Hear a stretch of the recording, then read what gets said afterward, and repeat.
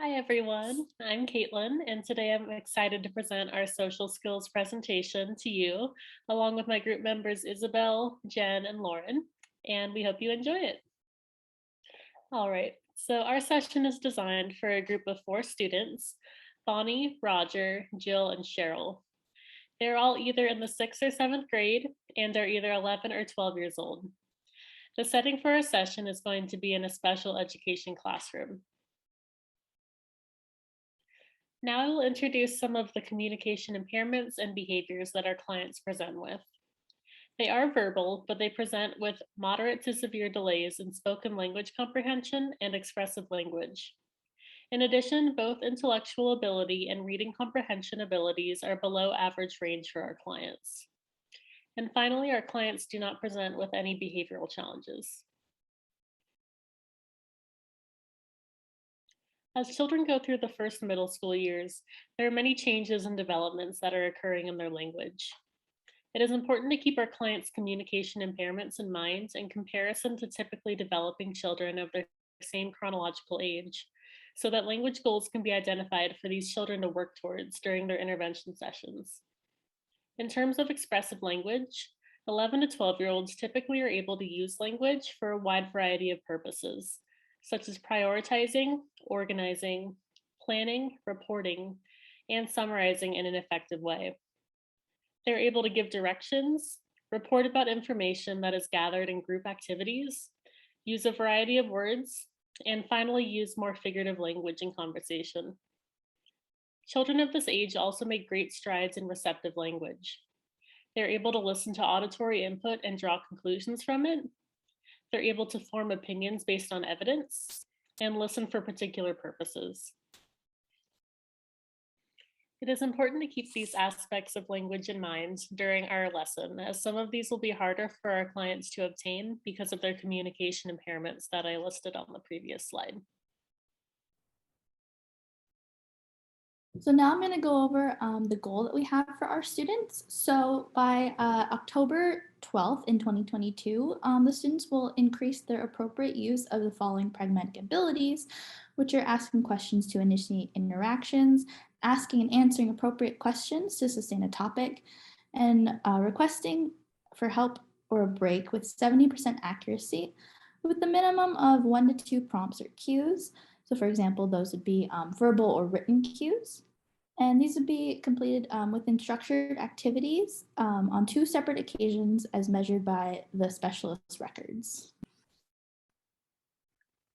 So the target skills that we're going to be addressing during this session include having the students ask questions to initiate conversation, asking questions to sustain the conversation, and also generating responses to questions asked by their peers. We also want to be strengthening their expressive language abilities, maintaining attention, and also helping them to actively listen.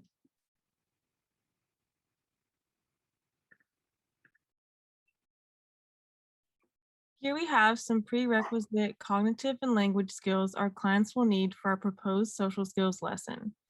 An understanding of joint attention is required in order for students to coordinate attention with another peer in order to exchange ideas. They will need receptive language skills to understand input from other peers and to respond to directions that are given to them. Auditory comprehension is necessary for comprehending questions asked by both the clinician and other peers. Our students will need to correctly imitate tasks as directed by the clinician. Additionally, they will need adequate memory skills in order to retain information about the story, remember how to ask questions, and remember information shared by their peers. A knowledge of suprasegmentals will be necessary so that the students can pick up on the various tones and stresses added to language by others. And finally, they will need to have an understanding of theory of mind so that they can connect their emotional states to those of their peers during discussion. The activity for this session requires a book and prompt cards. The book we chose to use is If You Give a Mouse a Cookie by Laura Numeroff. This book includes cause and effect scenarios, colored visuals and pictures, and a substantial amount of developmentally appropriate vocabulary. These characteristics allow the students to have fun and be engaged. Prompt cards with examples of acceptable sentences will be given to the students in order to assist the facilitation of conversations about the book. 3 prompt cards will be provided, separated into social questions and book content questions. These cards will be appropriate in this session because of the students' deficits in expressive language and pragmatics, and because the goal allows 1 to 2 prompts to be used. So these are the prompt cards that we're going to be using during the activity, and during each section of the therapy plan, a child will have one of these cards in front of them at all times. And so at the beginning, when they first come in and we do introductory activities, they will each have a hello prompt card in front of them. And these are just giving them ideas of things that they can say to their peers. They include questions, but they don't have to be questions because normal conversation doesn't always require questions. But that is part of their goal. So we want them to be able to ask things like, how are you? Hi, fill in the blank, how was your day? And then once we start reading the book, we can swap out those hello cards for the book cards, which say if you give a mouse a cookie on them. And these are just some possible questions they can ask their peers. And we'll get into on the next slide when they will have the opportunity to ask these questions. But since these students have cognition that's below average, we wanted to give them some options. And then once they ask them, we can have them actually turn to a specific peer in the group to ask that question. They're not just going to be reading it off. They have to ask it to someone. And then after we read the book, we'll swap out the book prompt cards for some goodbye prompt cards. And they can say things like, it was nice to see you, have a good day, see you next time. And so these are just there as an extra support for them. And now I'm going to get into the actual implementation. Okay, so our basic therapy plan, it's going to start out with, like I said, introductory interactions. And this activity will take about 5 minutes.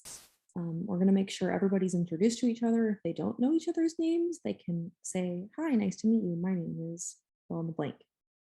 And we'll have introductory style questions for them to ask each other, like you saw on the prompt cards. And we want at least 3 interactions to be happening in the group during this introduction time. So it'll take about 5 minutes, and then we'll move on to actually getting out the book. So they'll swap out their hello prompt cards for the book prompt cards, and they'll be given those ideas of questions to ask to each other. But before we do that, we'll take out the book, we'll read the first half of the book, and then facilitate that conversation where they can begin asking some of those questions to each other. After we've done that, for about 10 minutes, we'll read the second half of the book to them. And then after that, we'll facilitate more conversation and they can ask more of those questions to each other. And we want to make sure that we're getting a variety of students asking questions and answering the questions that their peers ask them, so that it's like they're having a real conversation and discussion about what they're reading. Oh, and finally, in closing, we will have 5 minutes to just facilitate some farewell and closing interactions, like see you next time, or how did you like the book, or did you enjoy that story? Just some things like that. So here is our data collection sheet. And as you can see, we have some columns for the introduction section of our therapy session, and then some columns for our book-related interactions, and then finally a column for our farewell and closing. So each, if this were printed in real life, we would make the boxes bigger so that the SLP would have space to, still in small handwriting, but write out a question that a student asks, or a shorter version of it. So for each interaction, there's a space for each student to either ask a question or answer a question, and they don't have to ask or answer a question for every single interaction. For each interaction, there's going to be one question asked for one answer provided, or one question asked and one answer provided. And we want a variety of people asking and answering so that we have, by the end of the session, everybody has contributed somewhat to the conversation. So there's space for the SLP to write and take notes on what's happening and who's contributing to the conversations. But that is our data collection sheet. So next I'm going to talk about our considerations for the culturally and linguistically diverse population. So we want to make sure that everything is accessible and relevant to the students' lives, so that way they can understand the concepts we're talking about. So we chose the story as it is not very culturally biased towards one culture or another, and that has a simple sentence structure that would be easy to understand for anyone with any sort of language delay, or if English is the second language. So to ensure that we accomplish tasks that we need for a culturally linguistically diverse student, we would give them the symbols from the story that are accompanied by words in their native language, as well as English. Translations will also be available and they'll be printed out in each language that would need one. There would also be audio recordings as well as video recordings as well, if a client would need one.